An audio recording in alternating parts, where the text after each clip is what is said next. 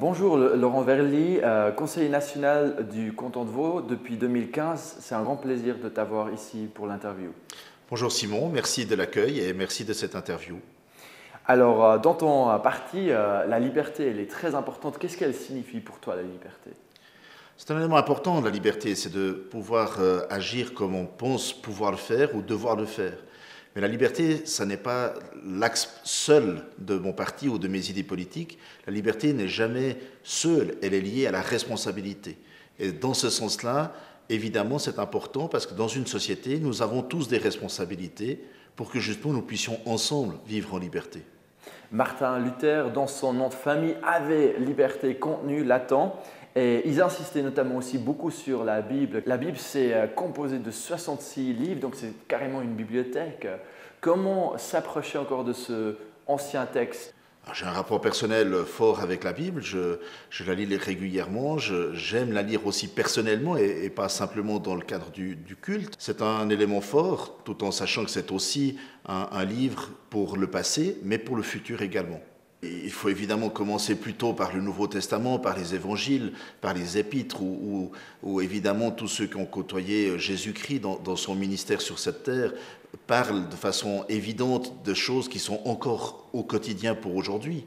Mais des textes plus anciens, comme les fameux 10 commandements, ne sont pas très éloignés de ce qui est nécessaire à respecter chacun pour soi-même, pour sa famille, pour sa cité, pour son État. C'est un élément important et je crois que dans ce sens-là, la Bible est extrêmement actuelle. On parle souvent justement de valeurs judéo-chrétiennes, de société judéo-chrétienne. Pour toi, très spécifiquement, quelle serait une de ces valeurs clés qu'aurait amené la tradition judéo-chrétienne? C'est l'amour de son prochain, ça veut dire s'engager aussi pour son prochain. L'amour peut avoir beaucoup de définitions, beaucoup de formes, de mise en œuvre. C'est aider, par exemple, la personne âgée dans son immeuble qui ne peut, par exemple, plus aller faire ses courses. Eh bien, à tout âge, jeune et moins jeune, on peut aider cette personne et c'est une forme d'amour. C'est aussi une notion, justement, dans cette liberté qu'on évoquait tout à l'heure, dans cette responsabilité de s'engager, par exemple, en politique, mais aussi au sein de sa paroisse, au sein d'un club de jeunes, de scouts ou autre, tous ces éléments-là, parce que ça met en relation avec l'autre. Et quand on se met en relation avec l'autre, au moins le faire avec amour. Malheureusement, des tas de situations de guerre dans le monde entier nous rappellent que ça n'est pas le cas partout. C'est notamment Jésus-Christ qui incarnait justement ce message de l'amour. Il a souvent heurté les sensibilités, il les heurte encore aujourd'hui. Comment Jésus-Christ heurte encore ta sensibilité? Ou en d'autres termes, qu'est-ce qui le rend fascinant pour toi, ce personnage? Il est plus que fascinant parce que c'est clairement dans cette trinité avec Dieu et le Saint-Esprit un fondamental de ma vie. C'est le fondamental de ma vie et dont j'essaie de pouvoir m'inspirer et être guidé. Je crois que c'est un élément très actuel, Jésus-Christ. Alors oui, il a été il y a 2000 ans, mais son message d'aider le Samaritain, de prendre soin de la veuve, d'agir peut-être un peu différemment que ce qu'on a mis en place ou que la société a mis en place, cette volonté d'être attentif à chercher peut-être des nouvelles solutions, mais toujours inspiré par l'amour de l'autre, est un message sans aucun doute très actuel. Jésus-Christ, en fait, n'a jamais écrit un mot, mais ses paroles sont contenues dans les 4 biographies sur lui. Et quelle serait une de ces paroles qui t'a particulièrement marqué, toi? Il y en a une qui me parle beaucoup, c'est quand Jésus, dans la parabole de la pièce de monnaie, quand on lui a demandé « mais faut-il payer l'impôt ?» Il a pris une pièce de monnaie et puis il a dit « il faut rendre à César ce qui est à César et à Dieu ce qui est à Dieu ». Nous ne sommes pas dans une théocratie, clairement, on n'est pas dans un état religieux et c'est tant mieux. Jésus lui-même a fait cette séparation entre César et Dieu, mais il a fait aussi une relation et il a bien dit qu'on avait à payer l'impôt, on avait à s'engager pour la société si on le fait de façon un peu plus large dans la compréhension de cet élément-là. Et ça, c'est un élément de nouveau fondamental parce que si on le fait avec amour, si on le fait avec l'amour de son prochain, c'est un engagement pour l'ensemble de la société.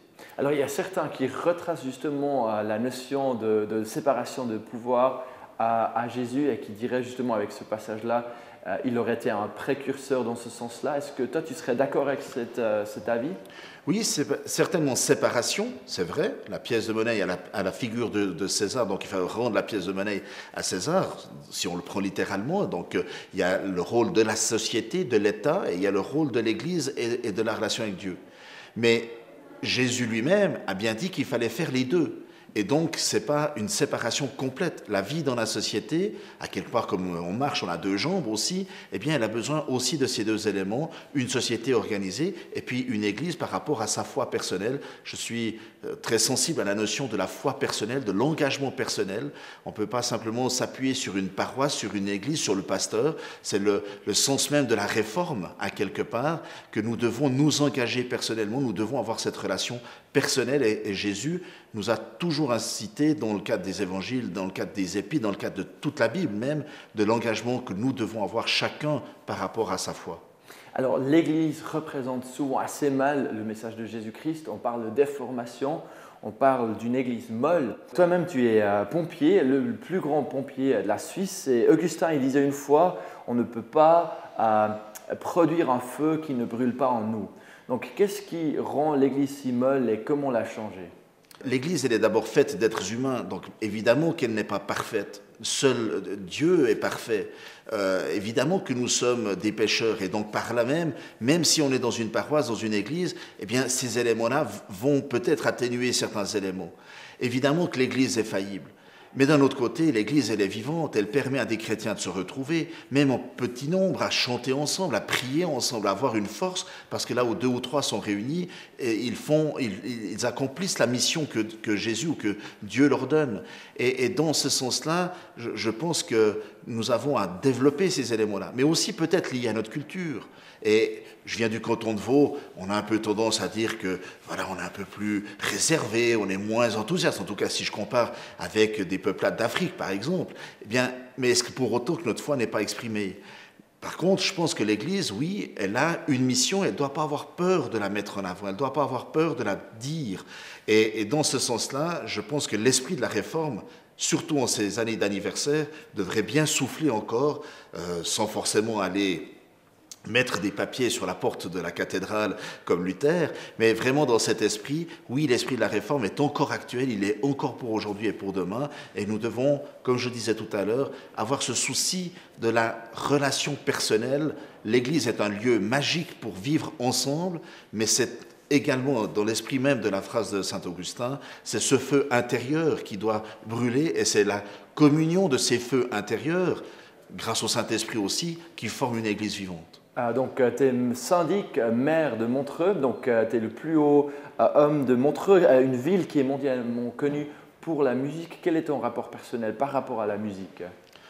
Alors, je suis très sensible à la musique, j'aime beaucoup la musique.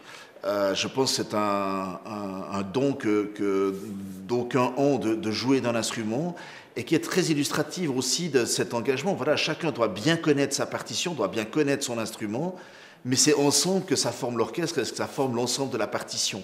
Et je pense que c'est une belle image aussi de notre vie en société. Chacun a un rôle, chacun, même celui qui sait jouer du triangle ou de la cymbale ou d'un instrument peut-être plus compliqué, chacun a une place dans la société et il faut que chacun joue son élément parce qu'autrement la partition de la société, elle ne peut pas se faire. Parce que si celui qui doit jouer les cymbales ne tape pas au bon moment ou oublie de taper, eh bien la partition n'est pas remplie.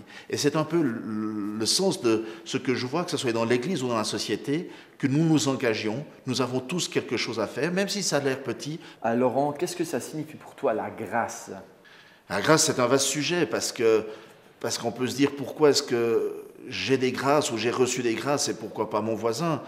Mais ce que je sais, c'est que celle que j'ai reçue, c'est celle dont j'ai besoin. Et dans ce sens-là, pour moi, recevoir des grâces, c'est encore une fois motivant pour s'engager. On ne reçoit pas des grâces pour s'enfermer dans sa chambre et ne rien faire. C'est un peu comme voilà, le Saint-Esprit, c'est une lumière qu'on reçoit, qu'on doit mettre sur la table. C'est un sel qu'on doit utiliser pour saler les aliments et pas juste le garder pour soi égoïstement et seulement pour soi. Et c'est pour moi peut-être l'élément le plus fort. Merci Seigneur, merci Dieu de recevoir des grâces. Ça m'implique, ça doit m'impliquer, ça doit m'inciter à redonner encore plus. Est-ce que la réforme, elle a encore lieu d'être ? Est-ce que cet esprit, il est encore pertinent ? Je suis convaincu que la réforme, et d'ailleurs c'est tant mieux de s'y arrêter pour cet anniversaire, mais l'anniversaire, c'est pas juste regarder le passé, c'est justement rappeler que la réforme, c'est quelque chose qui doit se vivre tous les jours pour aujourd'hui et demain.